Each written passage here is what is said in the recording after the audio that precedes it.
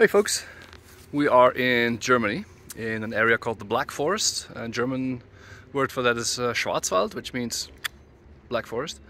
And it's the month of June.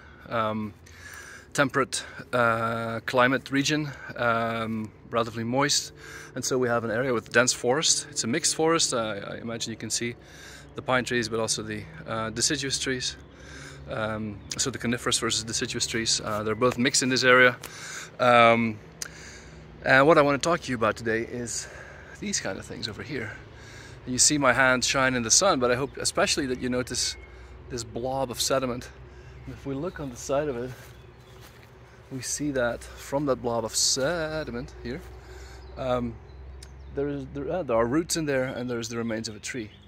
And if you keep on looking behind here in the forest, so that's uphill, you see many of those. I'm counting 1, 2, 3, 4, 5, 6, 7, 8, 9, more than a dozen easily in this area over here. And if I look down the hill slope, then I see a lot more. I know you can see them too, including the one over here. Very clear example. Also the tree pointing that way. That happens to be north where we are now, so the sun's coming from the south. But that makes this the perfect place to talk about a process called tree throw. So what has happened here, either after a disease in the forest, or because of the forest was weak for another reason, but certainly because there was a huge storm, huge wind, all of these trees at the time, or many of these trees at the time, were all blown in the same direction.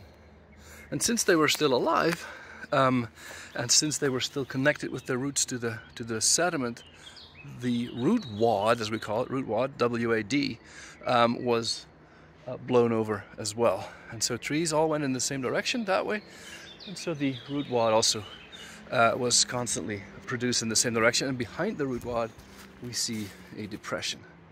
See that little hollow over here?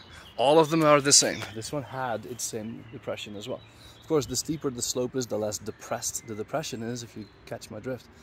But those two elements, root wad, so a mound, and the depression behind it or to the side of it, the hollow, those are very characteristic for tree throw. Tree throw is a completely natural process. Many trees, this happens all, relatively often to trees. I'm going to show you the most extreme example down there over in the back over here.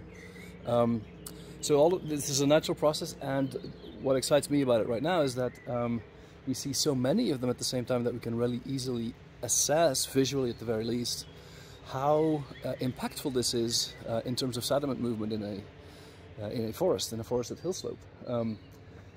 These are non-trivial amounts of sediment that are being sort of moved around by this falling tree, pulled out of their original context and being made available for further downhill transport. If you imagine the wind not coming from the side, but the wind coming from the top, especially of the hill slope, which of course also happens on occasion, then trees will be blown downwind, down slope. And their effect, the immediate effect on sediment transport, would be even larger as well. So it's not just making this material easily available for further erosion, transport and deposition, but it's also on occasion, if the wind is from the right direction, the actual immediate pull out of a lot of material and pulling it over to the downhill, the downslope side. And in some cases, in some settings, if you think of increased storminess, quick tree growth, regrowth, and so on, the kind of trees that really quickly make a big root wad, if you imagine a few settings or a few elements of a setting, then you can quickly sort of visualize a geomorphic environment where that is actually the dominant process of downhill sediment transport.